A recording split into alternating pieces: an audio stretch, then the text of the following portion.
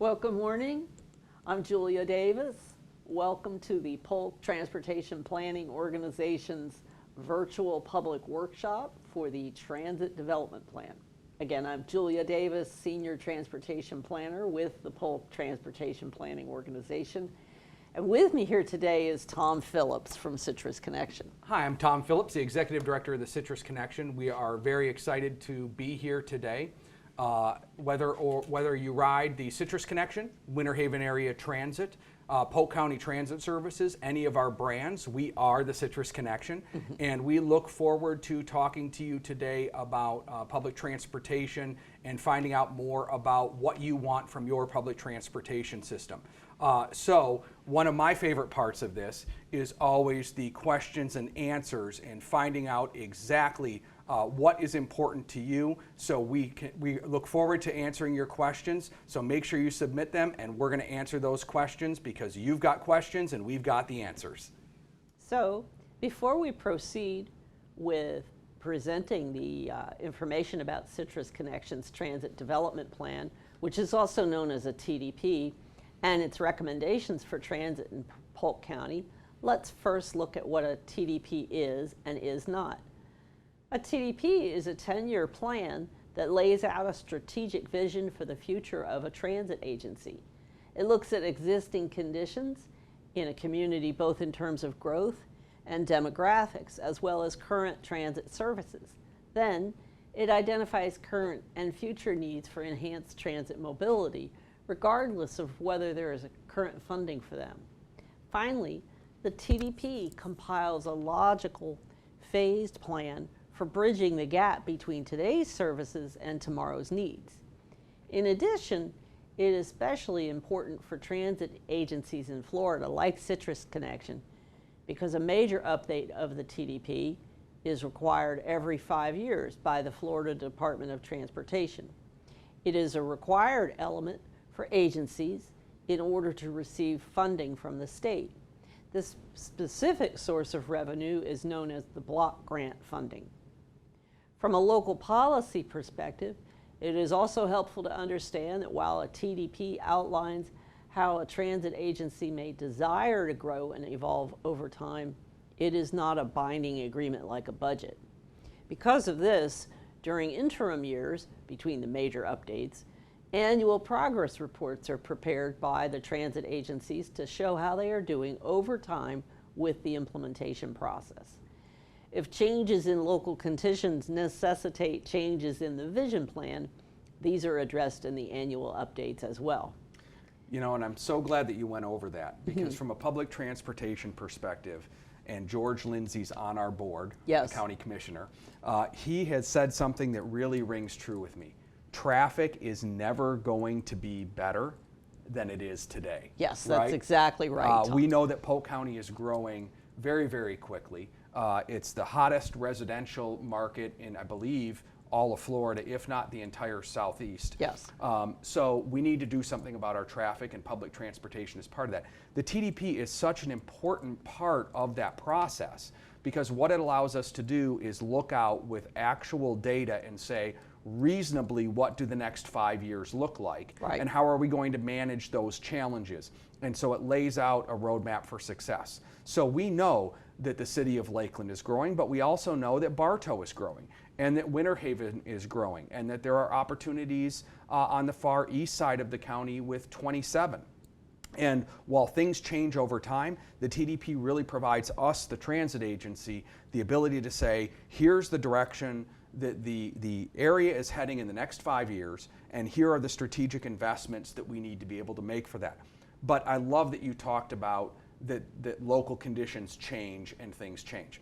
So we can have a couple of different things that we've seen when it comes to change, right? The first are things that we know that are coming, right? Yeah. Like the explosive growth on 27.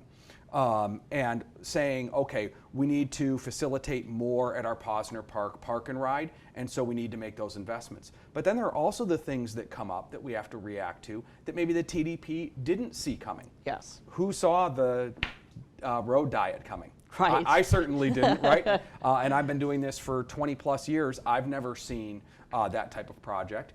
but what it allowed us to do was still have the flexibility to work within the block grant and our funding partners to say, here's something that's happening in our community that was somewhat unexpected. Yeah. It's going to affect transit, and we need to be able to meet those needs. And those needs aren't specifically addressed in the TDP, and that's okay. We still need to deal with it. So it's a great document. I'm glad that you went over that. It provides us 90% of what we're going to be doing, but it provides us that flexibility to be able to There do is it. a lot of flexibility, and the annual updates take care of that. It also helps, anytime there's a new funding stream from the federal or state government, to have a sentence or a paragraph or a lot of information in your TDP is really important because it enhances your eligibility for those new funds. Absolutely. So it's actually kind of exciting. No, it really is. Yeah, so Tom, now that we understand that the TDP reflects the community's vision for transit over time while identifying the needs and the recommended actions and solutions to meet those needs, regardless of whether they can be addressed with revenue streams, and we call that the wanted versus what we can afford. Sure. Let's take a look at how it's prepared. First, the development of the plan is a collaborative process, and your staff and the TPO have been working together along with a consultant to develop the plan. And it strives to be consistent with other local and regional plans and programs. For example, the county's comprehensive plan and the city of Lakeland's long-range plan, as well as the Polk TPO's Momentum 2045, which we just completed last year. So there are several key analytical components. The Citrus Connections TDP project team has been evaluating baseline conditions and existing transit options and conducting public outreach and identify the key transit needs in the county and region. Subsequently, the project team will develop service and implementation plans with a financial plan. So I'm so glad that you talked about that because I think it's worth reiterating for our viewers at home that Polk County is truly unique within the state of Florida and Yes. almost within the country, right? Yes. So we call it Polk County. I like to call it the state of Delaware. It's Yes. Polk County, right? Right. So we're 2,009 square miles. That makes us larger than Rhode Island, about the size of Delaware. And so when you talked about planning, you're absolutely right. So you've got the county that's got its comprehensive plan that's looking at, how do we do these things for the entire county? Because what's good for the goose is good for the gander. Then you've got the TPO that's looking at it from a transportation networks standpoint. Yes. But then you've also got all these exciting communities Yes. that are doing their things. You look at the city of Lakeland, and it's, well, how do we support what's going on with Amazon Air in transportation and logistics? You can then look at Winter Haven and realize that if our transportation in the TDP doesn't address the massive explosion of Merlin Entertainment, which operates Legoland, that really what we're doing is not meeting the needs of Winter Haven and their business community as well. Right. And then you look at the east side of the county and how they're managing their growth. There's a true Winter Haven renaissance going on. I'm sorry, I talked about Winter Haven, but you look at the Haines City, Davenport area. I mean, I moved here 10 years ago.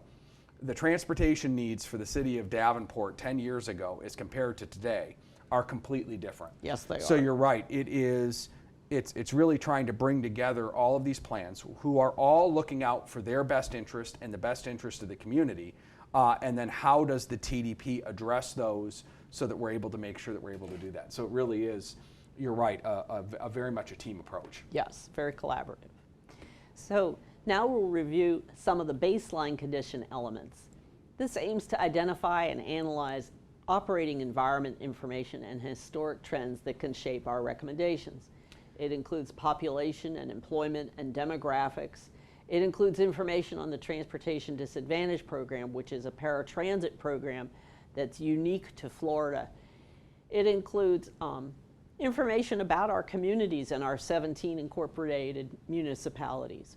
It has travel and commute data, information on all the major developments coming out in each of the communities. There's quite a number. It seems like every day there's a new development coming, as well as information on tourism and general land use. So Yeah, there's a lot going on. Yeah, I think you're hitting the nail on the head with this, right? So if we look at just the major explosion in economic opportunity that started in Polk County since the last TDP. Carvana is a great example, right? So you think of cars, right? And a car dealer is putting more cars on the road. Yes. But those workers need to be able to get to work. And so how does public transportation work with that? We had a lot of expansion and growth within Winter Haven Hospital. How do we get the workers, right? How do we get medical care there? How do we get seniors who maybe have transportation needs? How do we get them where they need to go? But then you also touched on the transportation disadvantaged. Right. How do we get the neediest of our community to their medical appointments as well? Tourism, whether it be the Russ Matt baseball, softball stuff that is going out in Auburndale.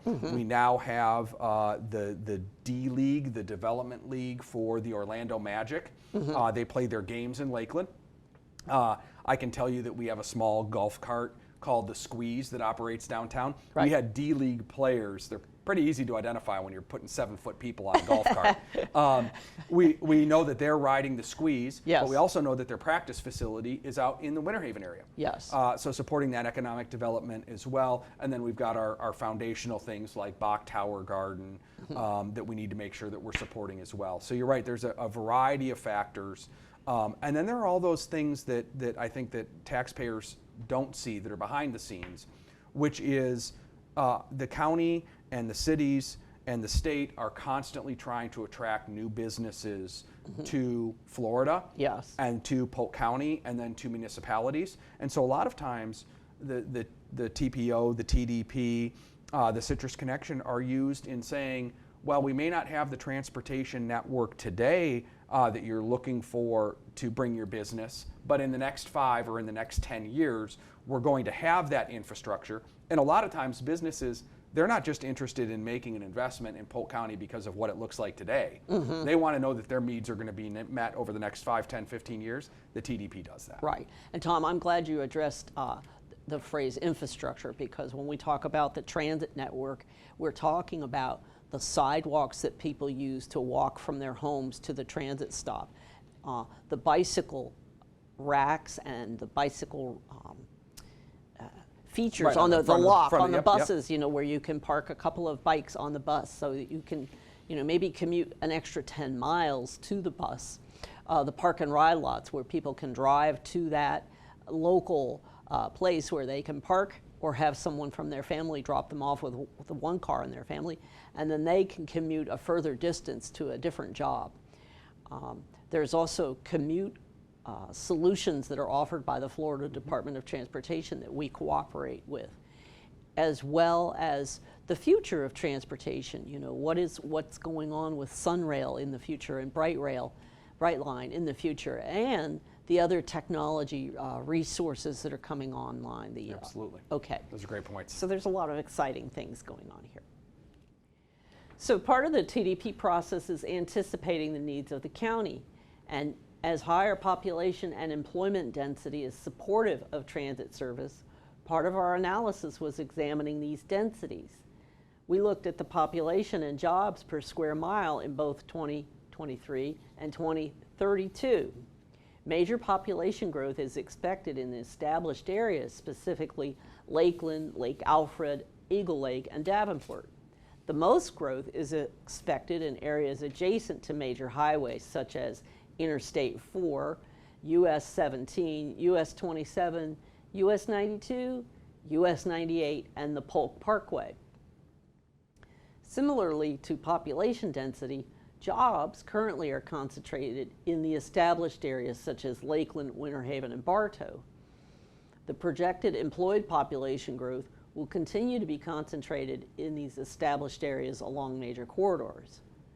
Now that's using current data, Tom. Right. You know, so. I moved here 10 years ago. Yes. And the population growth has been exponential. Yes. Right. And it's going to continue. And that's where I think that, again, Commissioner Lindsay hit the nail on the head in saying that traffic is the best it's going to be today. Yes. A roads project takes, obviously I'm a transit guy, right? Yes. I want people to get on buses, and the more people we can get on buses, the more cars we can take off the road, and a bus is gonna take 20, 30, 40 cars off the road because they're on a bus, but people are gonna drive as well. Yes. Road projects take a lot of time, And so public transportation is a way that we can start to alleviate that. So we have hundreds of people moving to Florida every day. I believe the county's economic development folks just released that it's between 40 and 50 people move to Polk County every day. Every single day, 40 to 50 people move, 365 days a year. Yep. So you think about that's housing, that's trips to work, that's trips to the grocery store, schools, right? All those things that we do, all of that has an impact on our community. And people love the Sunshine State. Yes. And everybody wants to be the last one in and then close the doors. Yes. But that's not the reality. And so what this does is allow us to say, we know the growth is coming. We know we've got this elephant that we have to eat, but what's the famous saying? Like, how do you eat an elephant? You start with the first one bite at a time. So that's kind of where we are today. I've been here for 40 years. I moved to Fort Myers when I first got here. And the growth every day compounded is it's just amazing. So Polk County is growing and is projected to add over 345,000 new residents in the next 25 years, and that's a growth rate of 48%. As the county's population grows, so will the portion of residents that are considered to be older adults. What that means is, Tom, you know, everyone here is getting older every day, and more people who are older move here every day. So that just has an incredible impact on the transit system. Absolutely. So I think you're bringing up a great point, which is when we think of public transportation, we typically think of the big 40-foot buses, right? 30-foot buses that go from point A to point B. But then you've got the transportation disadvantaged, right, that takes the population of greatest need to their medical or medical related, and that's based on income. But then you've got the ADA paratransit system. Right. And we do over 500,000 rides just within the Lakeland area. I didn't know it was that many. It is. And so that's door-to-door service for the elderly and disabled. And everybody wants to age in place. Yes. Right? Ending up in a nursing home is not something that the average aged person wants to do. We want to age in place. Transportation typically becomes the first hurdle and the one that's the hardest to overcome. I can take care of myself in the same home I've been in for the last 30 years because I can do it blindfolded. Yes. But how do I get to the doctor when I can't drive anymore? How do I get to the grocery store? And how do I get to a couple of social outings, right? Because if I can do those things, I can stay in my home. Well, I can't. That leads to ending up in a nursing home. Right, so it's all about independence. Right, so it's all about independence. So I'm glad you talked about the aging of the population. I think that's something that we maybe missed on the last one. Right. We draw on several plans and studies to complete the TDP update. The first one is the Momentum 2045 Long Range Transportation Plan, which the TPO just finished last year. And we also look at the 2020 Lakeland Intermodal Center feasibility study. Let's talk about that one for just a second, Tom, your Lakeland Intermodal Center. Yeah. Tell me about that one, why that's important to you. Sure, so right now, Lakeland is growing quickly, and we have bus, and we have rail.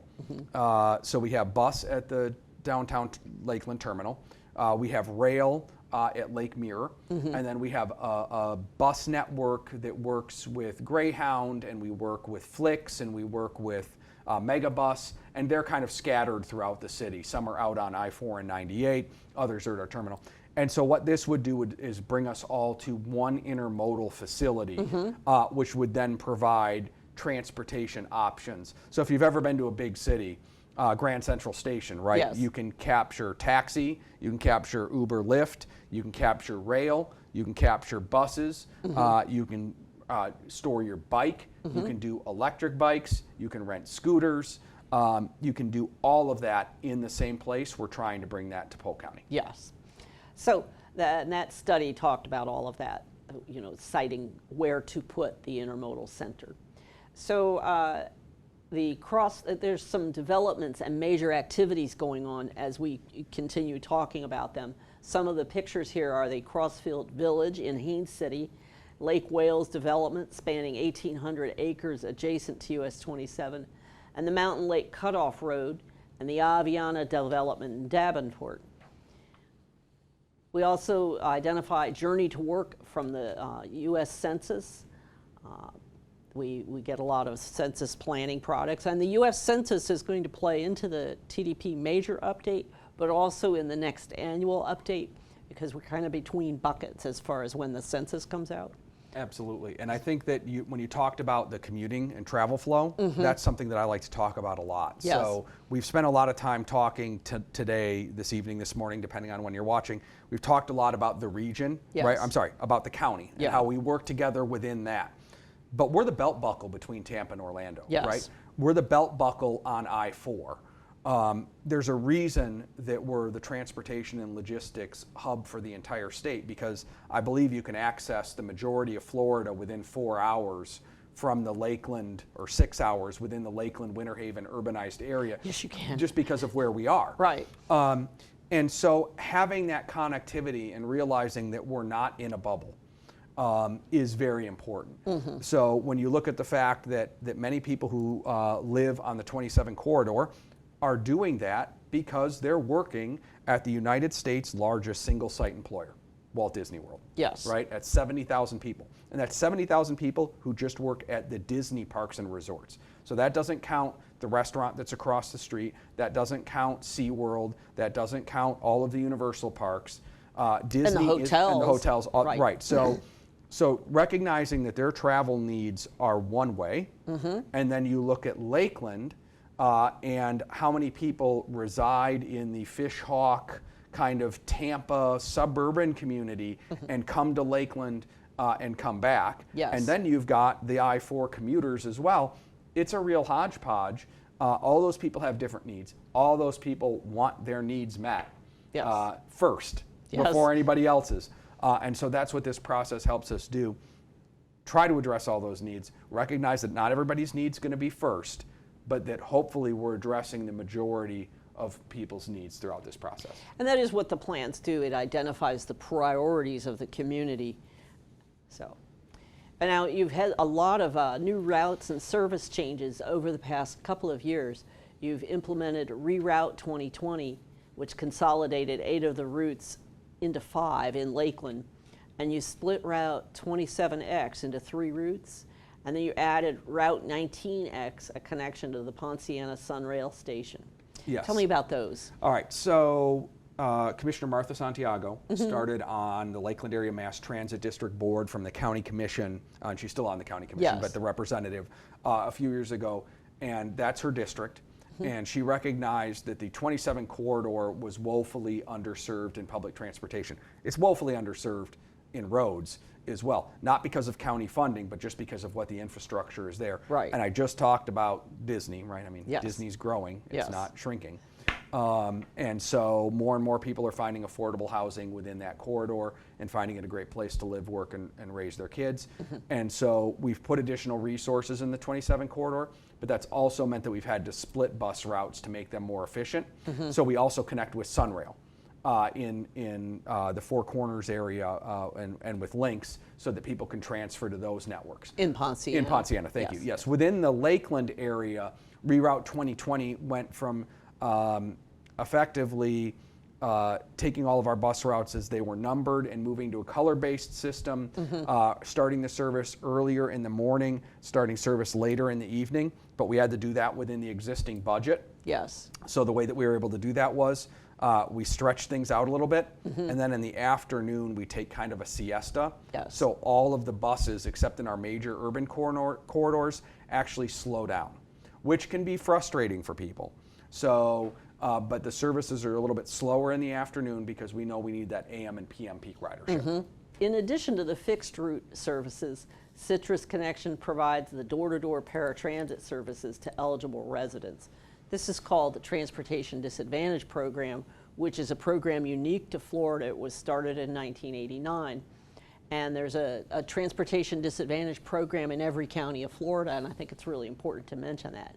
And plus, you provide the Americans with Disabilities Act service, which operates at least a 3/4 mile buffer around all your fixed routes. Yes. And those are all in the bucket that we call paratransit, which means alongside the transit system or to supplement the transit system. Right, and this can be a little bit frustrating for people to understand the difference between transportation disadvantaged and ADA. Yes. So transportation... I think of it as transportation disadvantage is polka dots on a map, and the ADA is like a glove that goes around a hand. Yes, I think I like that a lot. Yes. So transportation disadvantaged is open to, if you live in Polk County, you're transportation disadvantaged eligible, just by living in Polk, well actually if you live in the state of Florida. Right. But in Polk County.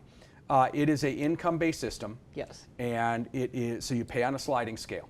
So if you're a millionaire watching the show and you need transportation disadvantaged and you call us up, yes, we can take you to your medical or medical related, but you have to pay the full cost associated with that. Right. That probably means that it's going to be cheaper for you to hire a private car to be able to do it.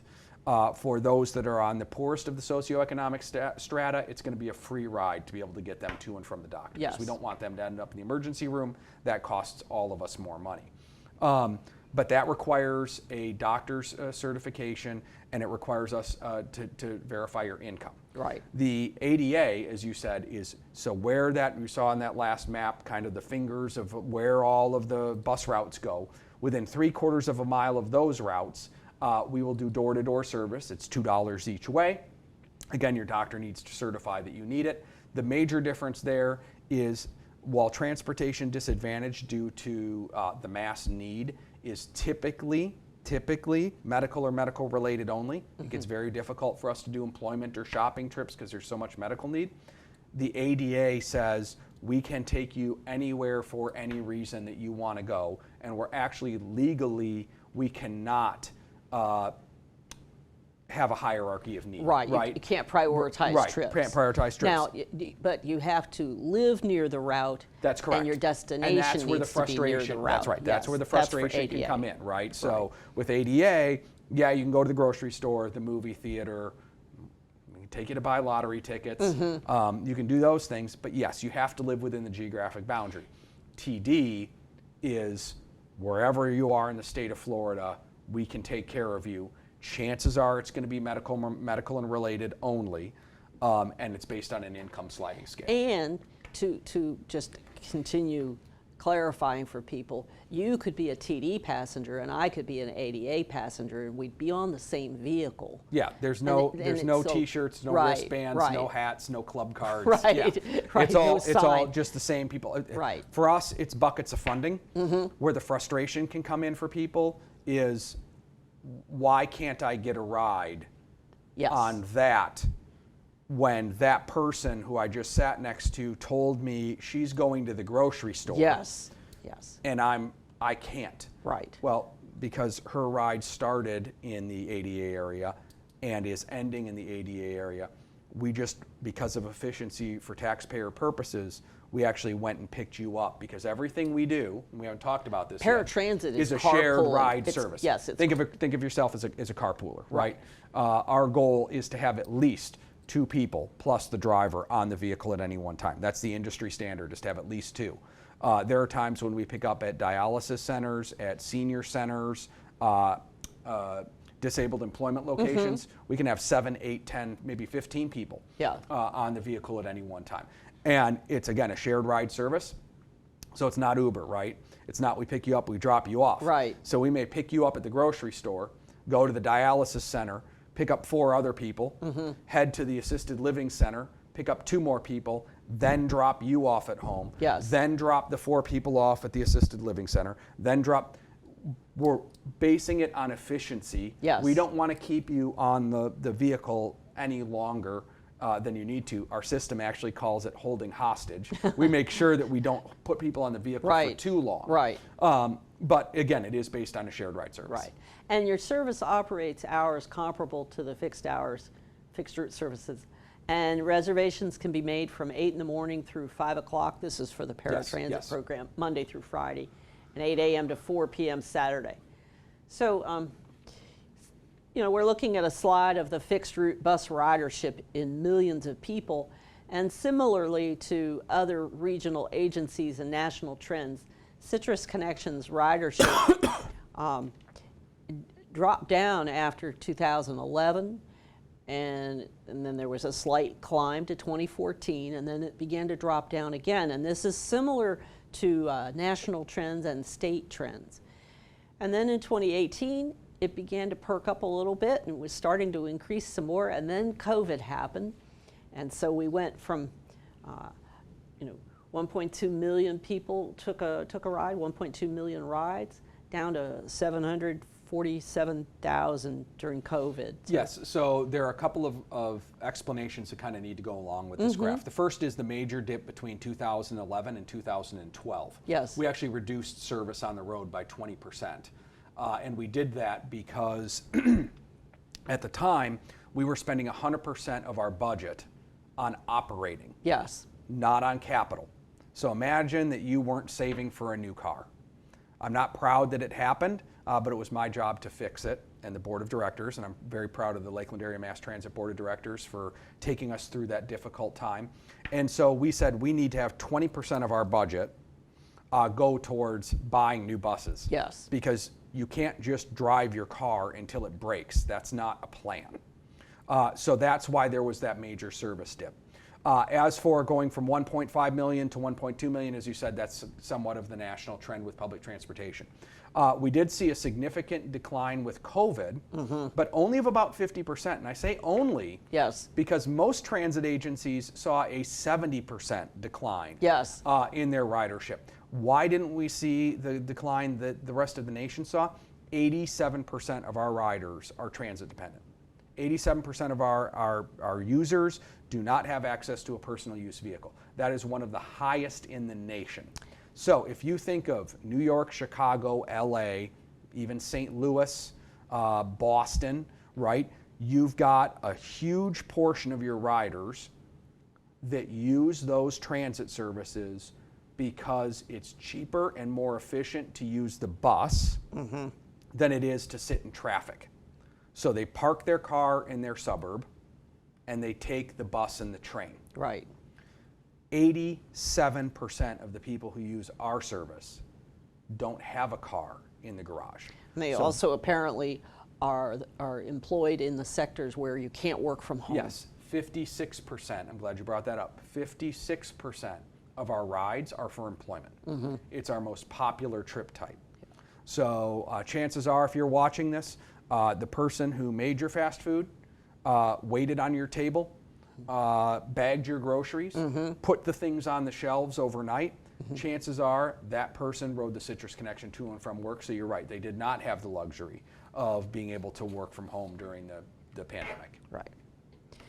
So this is the TDP major update is a year-long project, and it includes massive amounts of public involvement, public outreach, and that's part of what this TV show is today. The TPO and Citrus Connection staff are actively engaging selected employers and employees through surveys and interviews. I'm on tap to interview 11 employers in Polk County, and then we're just about to launch surveys to those 11 employers, and that'll be fun to launch that and see the data come in. We're interviewing selected stakeholders, the county commissioners, the city council members, and LAMTET board members throughout the region, and getting their input on what's important, what their perceived needs are, and what they want. We've conducted the bus operator and supervisor surveys of your own bus operators, because they are the eyes on the road. We hope they have their eyes on the road. No, they do. Yeah. But they also hear from the passengers all day long, and they see the world from that point of view, and it's a very important point of view. Yeah, I think you're bringing up a really good point with the public outreach. It's extremely important. Yes. What you've been doing and what we've been doing for public outreach, in engaging the employers and the stakeholders and meeting them where they are. Yes. Many of you watching this show may recognize my face and say, "Oh my God, I remember when they did this 10 years ago," because we were standing outside like sandwich board spinners, right, with pictures of buses, and we'd go to Richard's Coffee Shop in Winter Haven. We walked Publix grocery store aisles. We literally were kind of guerrilla marketing to get that feedback from people. COVID's not going to let us do that. Right. So that's why we're doing so that's a lot why of we're it doing this a way, lot yeah. of this here. So I believe in the next slide they're going to be able to see a QR code and surveys and those kinds of things. Right. So if you're watching this, we really do need your feedback this year. So please engage us, because there isn't a single person in studio, nor that works for the Citrus Connection, the TPO, the County Commission, the state, that wouldn't like to meet you in person at your community center, at the grocery store, at the Mitchell's Coffee Shop, at the RP Funding Center, at Bach Tower Garden. You know, those are the Anywhere, really, places yeah. that we want to engage you. But just because of COVID, we're not able to do that. So this is hopefully a meaningful way that we're able to do that. Now, Tom, we have the ongoing survey, and that's the main thing we're trying to do today, is to promote our online survey. And that'll be posted on the TPO's website. And we want to connect that to your website too, by the way. Absolutely. And meanwhile, the TPO staff is going to be facilitating discussion groups with selected groups and conducting a couple more workshops, public workshops. At a minimum, we'll be chatting it up at each of your Lambhead board meetings on those Wednesdays.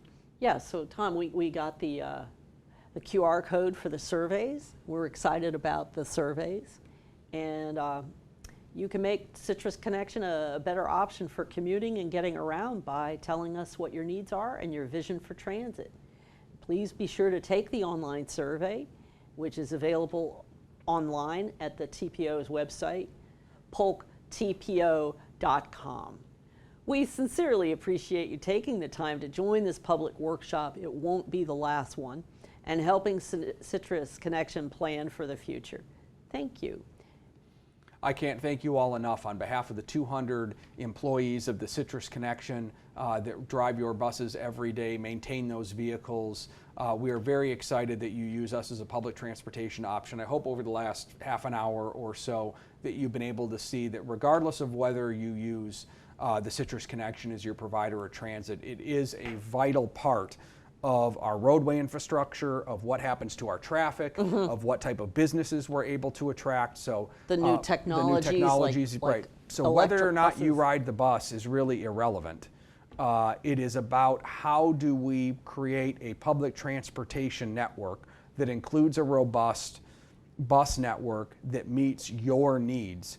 Because even if you don't need the bus today, you may need it in the future. Right, So maybe or someone you know or might. someone you know might. Yes. Yep. Now we're going to be opening this up to questions and answers, so we'll be doing that I soon. look forward to that. Yes.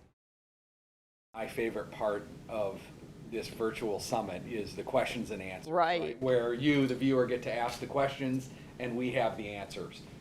Again, whether you ride the bus or use the public transportation system or not, this is your public transportation system. You are paying for it, you are using it, and you've heard a lot today about why it's important to use. So the first question that we have submitted was on our Facebook this morning, and it has been a relatively persistent question and one that's been frustrating for a lot of our riders, which is, when is the Citrus Connection going to be able to be fully staffed so that we're able to put out 100% of the service that's budgeted?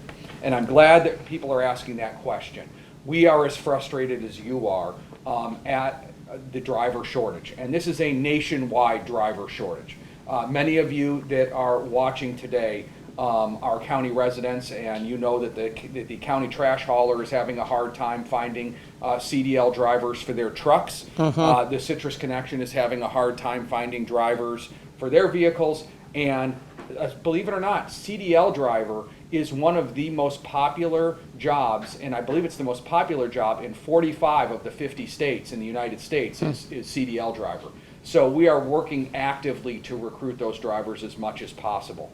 I am happy to report to all of you watching today that the number of drivers who are calling off due to COVID-19 has significantly declined. That's good. In the last 2 years. Yes. So we're seeing less and less call-offs due to COVID-19. Now it's finding people who want to re-enter the workforce. Maybe that they weren't comfortable because of COVID-19. Now they're more comfortable entering the workforce. So we are working on that. So the honest answer is that if we had everyone apply who wanted to, I would say that it's going to take approximately a year or so for us to get back to fully staffed. By the time you train everyone, Some people, as much as they think they like working with the public, they don't. Right. And they wash out. So we want to make sure that we have high-quality individuals. But it is a great question, and I'm glad that you asked it. Yes. The second question that we got was, how do we get CSX to stop sitting on the tracks, going nowhere, blocking rush hour traffic for more than half an hour in the mornings? And that's a great question as well. And so the first way that we can answer that question is thanks to our partners at the TPO and FDOT and the county. There are projects like Thompson Nursery Road where there are going to be roads that will go over the CSX tracks rather than meeting it at an at-grade crossing. So those types of things can help. If you're watching from the Lakeland area, you may be aware that recently the Lakeland City Commission, the TPO, and FDOT implemented a early warning system. So before you get to the tracks in downtown Lakeland, there are signs that warn you if there is an oncoming train blocking the tracks, and that will allow you to pick different alternate routes as well. Yes. And we are using our Facebook and social media at the Citrus Connection to make sure that people are aware if there's a train blocking the tracks as well. Right. But to answer questions honestly and openly, we also need to recognize the history of the United States, and that effectively the railroads were here before the roadways in the United States, and that effectively they act very sovereignly Yes. when it comes to what they can do and when they can do it. Right. So not to say that CSX or others are bad actors, they're just very used to being able to do things when they want. Yes. On their time frames. Right. And sometimes that can be extremely frustrating. It can be frustrating when they're parked for a half hour or so, and that can just be because the engineer didn't get up to speed.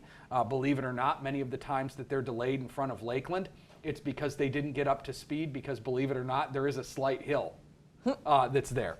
And sometimes they don't get up to speed, so they have to dispatch another engine to push it up. And other times the delays are that the apron, right, on Florida Avenue or other places starts to degrade. CSX recognizes that needs to be done, and they just do it. Yes. And sometimes that notification to the city or the county or the TPO or FDOT doesn't happen in the time frame that we want it to, and that can lead to a lot of frustration as well. But hopefully we've answered that question, that whether it's Thompson Nursery Road, the City of Lakeland's early warning system, and social media, we're trying to do the best we can to work with CSX and our rail partners to not have it be that frustrating. Right. Next question is, what about high schoolers? Are there any plans to connect with schools so that they can ride transit? Great question. I'm glad that you asked. And we in Polk County are one of only 2 transit agencies in the United States that has a federally approved contract to transport high school students on public transportation. It's Polk County, Florida, and Rochester, New York. And believe it or not, the entire Rochester school network is 25,000 students. Our contract with the Polk County School Board is for 25,000 students, and that just covers high school. It's called the COLTS program, Community of Learning Transportation Services, and what it says is that any Polk County public high school student can show their Polk County public high school ID, and they can ride the Citrus Connection free of charge because the school board pays for their fares. And that is 12 months out of the year. It's a great program. 6 days a week. Yes. So we know that the Polk County School Board is transporting people all across Polk County. The transportation budget's gigantic. And so what that means, unfortunately, is that there are very, very few activity buses after school. So if you want to participate in a play, in tutoring, a sport, you're going to have to find your own ride home because they can't afford to have buses for all those programs. So what the COLTS program says is it's probably still best for that high school student to take the yellow school bus to school, because it's picking them up in their neighborhood. But the Citrus Connection is a great way to be able to get home from those tutoring programs and those after-school activities as well. We were featured on Bay News 9 when the Flying Walindas, the trapeze artists, were in town, and they were doing Peter Pan at Harrison School for the Arts. which meets at Lakeland High School. Yes. And there was Ian was the student's name. His mother was a single mother who lived in Auburndale, and he was bused to Harrison every day because it's a public charter school. There was no way that the mom could pick Ian up to be able to participate in the Peter Pan Flying Walinda's activity. So he was the one that was making Peter Pan fly. Wow, cool. And so they featured him. He used the Colts program to be able to get home. Great. So we're excited about that. We've been doing it with the school board for a number of years. Is there access to every Polk County public high school? No. We don't have a bus that runs out to Tinner Rock currently. So quality of access is not completely equal because we don't have an extremely robust transit system as we've learned about today, but we do what we can for the areas that we have. Yes. The next question is, what are you all doing to further advertise and communicate the transportation disadvantaged and ADA programs to those who need them most, especially the low-income population? I have found that in many sectors, they're unaware of these programs. Another great question. I'm happy to say, thanks to our partners at the Florida Department of Transportation, that they have funded a travel trainer. Her name is Milvia Santiago. If you go to the Citrus Connection Facebook page and like us, you're going to see Milvia out and about a lot. She has been doing that for a number of years. And Milvia is specifically targeting the elderly and disabled and public transportation, and she provides travel training. She's a great lady. She's great, yeah. So we have her out there 40 hours a week focusing on that. That being said, we have 686,000 people in Polk County, and so the frustration of not being able to reach everyone is definitely there. Yes. Transportation disadvantaged is also unique to the state of Florida.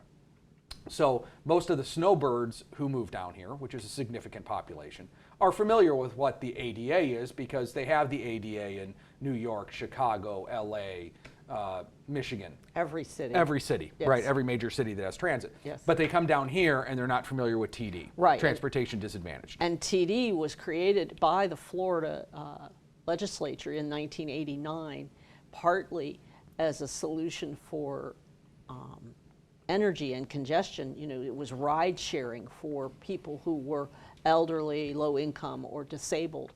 It was a way to make a ride share program out of all those funding streams to help people with demand response transportation. And it is a model of the nation. You know, it's unique to Florida. Absolutely. So you're right, when people come here from other cities, they don't know about it. But these are the two programs. And in addition to Milvia, we also have other staff that are dedicated to it as well. But I just wanted to highlight that we do have a position that is 40 hours a week annually that works on this, and Milvia is great. The next question is, I agree that most people are in need of public transportation and not aware of new route development schedules, etc. Can there be an effective method to make people aware of these things? Another great question. You guys are asking great questions today. What I would suggest that you do is follow us on Facebook. We're on Facebook. We're on Twitter. We're on TikTok. I'm not familiar with TikTok as much, but we're on TikTok. Right. And then we have a mobile app. We do have mobile apps on our mobility devices. They're Android and they're Apple devices. And you can search Citrus Connection. And you can download our apps, and when you download that app, you can pick a variety of different preferences. I'm looking for it on my phone. And what you can do is you can buy passes, you can get COVID-19 updates.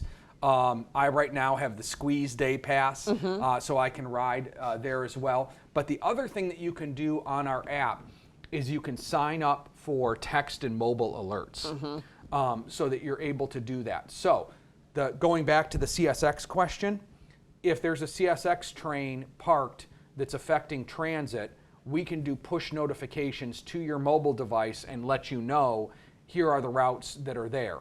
Or if there's been an accident or a road's been shut down and there's going to be a detour, we can push out those mobile apps.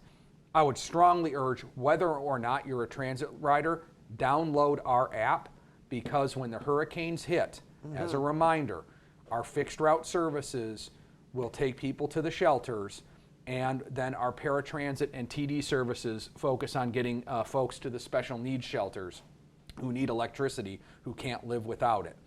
And we use those push notifications a lot. So you'll know where the routes are during hurricanes, where you can get to a site, and those types of things.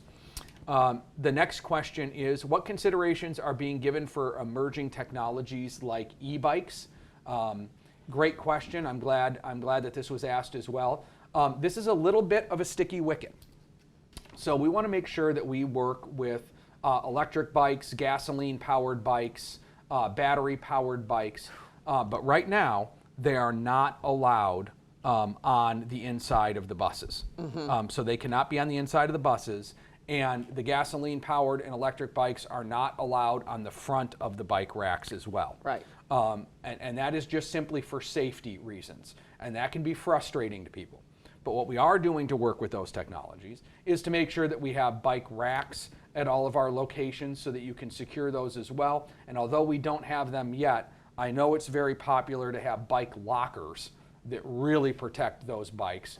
And so we're looking at that technology as well. What we do recognize is that this is a great component for people to be able to get to that first mile and last mile. We talked about it a lot today, but right, the biggest challenge in Polk County when it comes to why don't I ride the bus is what we call the first mile, last mile problem. How do I get from my house to the bus stop? And then what happens when I get off the bus? How do I get that last mile or so to work? Electric bikes, e-bikes, Segways, scooters, those types of things can all work well with that. Yes. Next question, kind of is a very similar question. Are there any plans for alternative fuels? Yes, but it's a little bit of a ways off. And so right now, as many of you know, the Citrus Connection is Winter Haven Area Transit, Polk County Transit Services. We are working on modernizing our fleet and bringing our fleet up to date. So back in the early 2000s, many of you that are watching know that the Citrus Connection did not have a robust capital replacement program, and unfortunately the transit system fell into a state of, I would call it, disrepair and decay. Yes. And it was a very challenging time in the district history. I'm happy to announce that we've brought ourselves out of that, and our capital replacement program is paying off. Yes, you've worked very hard. We've worked hard on that, and thanks to the Citrus Connection Board of Directors, the Polk County Board of County Commissioners, Florida Department of Transportation, Federal Transit Administration, we've been able to do that. But I will tell everyone, if we order a bus today, it takes 2 years to get that bus. Yes. So as soon as we're done modernizing our fleet, which is going to be happening in the next few years, I definitely see that we'll be turning towards alternative fuel vehicles. The reality is that we had to get ourselves to a point of where we had a stable fleet, and a fleet that we could afford, and a fleet that our mechanics could maintain. Yes. And so the focus on that was ultra low sulfur diesel. Right. So we did focus on ultra low sulfur diesel. We do have a variety of different technologies that make it as clean as possible. So we are doing the best we can with clean diesel, and we are looking at alternatives as well. And that's why some of your buses still say Winter Haven Area Transit on them, and some say Polk County Transit. Correct. Because they came from the older systems, and you haven't been able to replace everything yet. Exactly. Yes. And even if we could, which we can't, Right. you wouldn't replace 100% of the cars in your home at the same time. Right. You don't want your fleet aging all at the same time. And so we do have to stagger that as well. Yes. But we appreciate everyone working with us. The dark times are over. Sunny skies are ahead. Yes. So the next question is, are there any special programs to facilitate commuters living below the poverty line, such as free passes and rides? Yes. The Transportation Disadvantage Program is a system of last resort for those who are at or below the poverty line for medical or medical related, so they can register for that. But we also have the TD Bus Pass program. Yes. And the TD Bus Pass program is for individuals who are low income, who are transportation dependent, and what we actually do is provide them with an RFID card. What's that? An RFID card. It's like a Starbucks card, right? Okay. Oops. So it's like a preloadable. It's a credit preloadable card. Okay. And what that does is it allows them unlimited monthly rides. Okay. So they can ride as much as they want for a month. And we give them that every single month. So they can come in, we recharge the card, and they can ride. So that's something that they can do as well. And you can find out information on that program by calling 688-RIDE, 688-RIDE, or toll free 855-POLK-BUS, 855-POLK-BUS. So great question. Can the ADA program become easier to renew or have permanent authorization for folks whose disability is certified and not able to improve? Great question. Yes. We have two different types of eligibility when it comes to the Americans with Disabilities Act. We have conditional eligibility, and then we have permanent eligibility. So when the application is filled out, the ADA application is two parts. The first part is filled out by the customer, and they give us their information, and they say this is why they feel that medically they are not able to use the fixed route system. Part B is filled out by their physician or someone with a medical license that confirms that that individual should not be riding the fixed route system due to their limitations. Based on the information from A and B, it is either conditional eligibility or permanent eligibility. So we do make those determinations. Yes. What part of this question may be is that if someone's given conditional eligibility and they're given that eligibility, let's say for 3 years, yes, we do require that they go back to the doctor and get the doctor's portion filled out. But for those individuals who have unconditional eligibility, they're one and done. And then we have the last question. Are there any goals or plans from the last TDP which carry over into the next update? Yes, there are many. So as we talked about today, right, so we visited the intermodal facility. Right. So the intermodal facility was something that was talked about in the last TDP that's a carryover. We talked about the Bartow Express, right, and having express premium transit corridors. That's going to be a carryover as well. But I think probably that the carryover that maybe is the most mundane, but the one that I'm most excited about, is just what level of transit service does Polk County really need for 686,000 people? And the last time we did this update, it was 626,000 people. Yeah. So when you look at what the TDP says, this is the base level of service that Polk County should have based on its population densities, its 17 municipalities, its socioeconomic data, and then what we have, it's 40% of what it should 100% be. Yes. And so that vision is still carried over. And I think it's important that whether referendums pass or fail, whether people want to pay more for transit or less, there has to be a recognition, as Commissioner George Lindsay, I'm a huge fan of Commissioner Lindsay, as Commissioner Lindsay says, the traffic is never going to be better than it is today. Yes. Right? Traffic's only going to get worse. Right. And so whether or not we want to pay for it today or tomorrow or not at all, recognizing that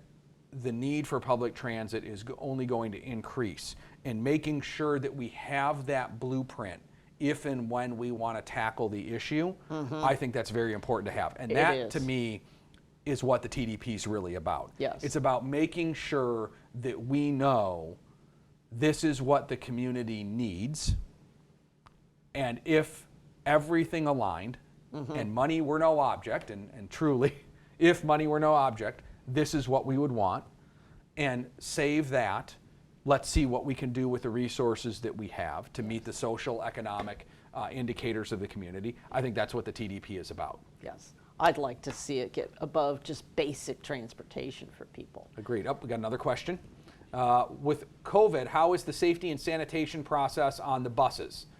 How safe is it for people to take these rides without being worried about COVID or any such issues?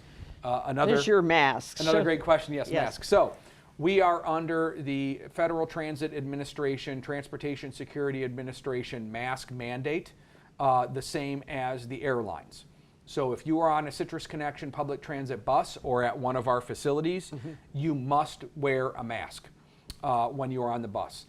To date, we have distributed approximately 250,000, a quarter million masks. For free. For free, thanks to the Polk County Board of County Commissioners. Yes.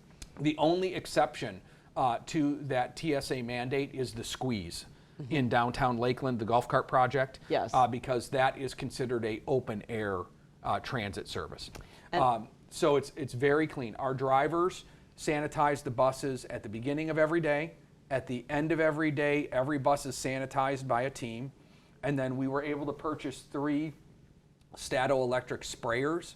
And those Stato electric sprayers are at our Lakeland and Winter Haven terminals, and they're used intermittently on the buses. And then we've worked with our union, the Transportation Workers Union of America, 525 out of Cape Canaveral, Florida.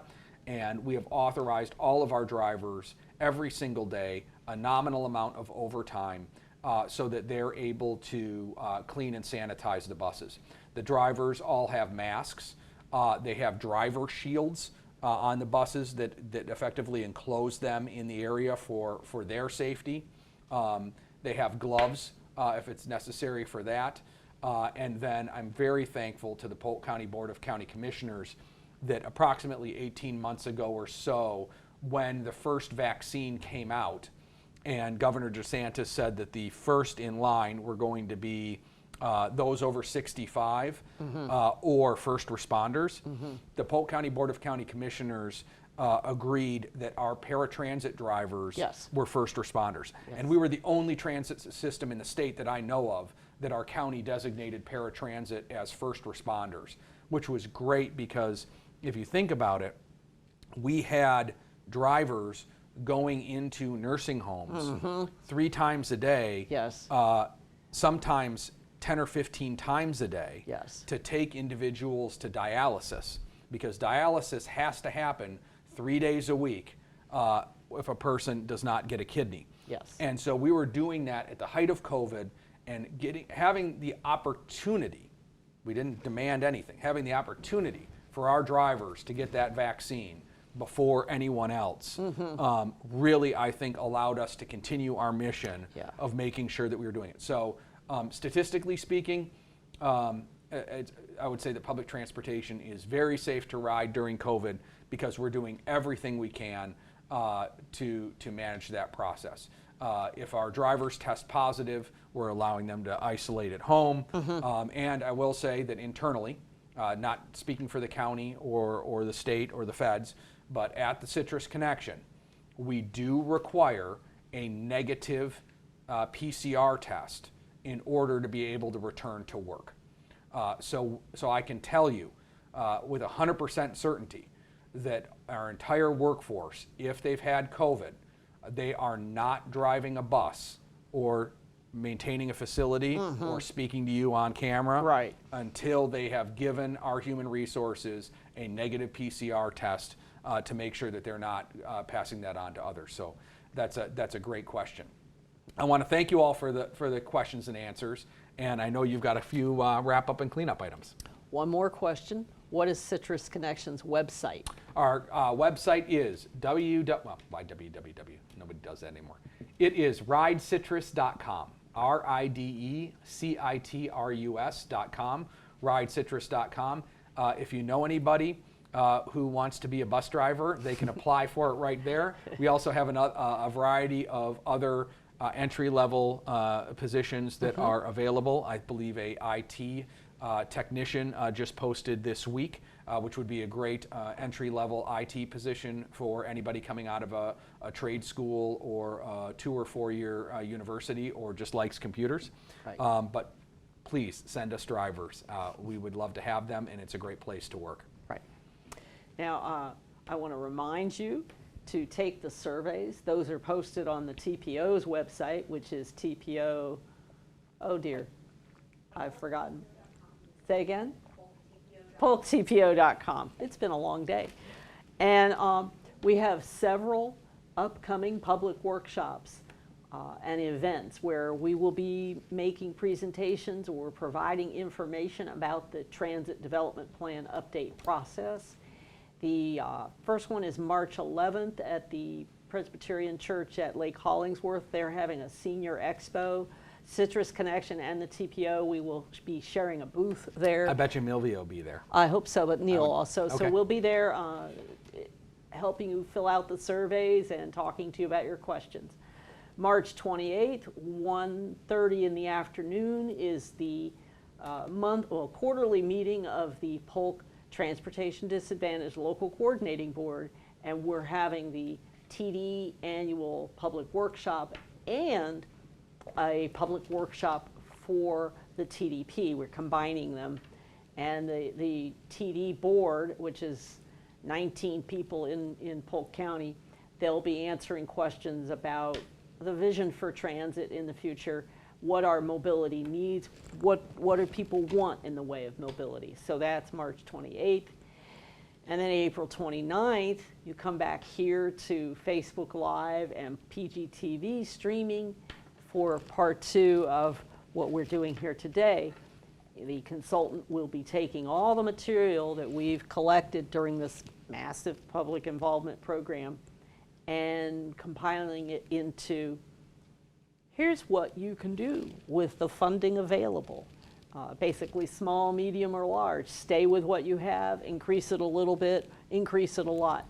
So it will be your opportunity to learn about those choices. And again, we'll be doing some public comment at that time as well. So we look forward to seeing you.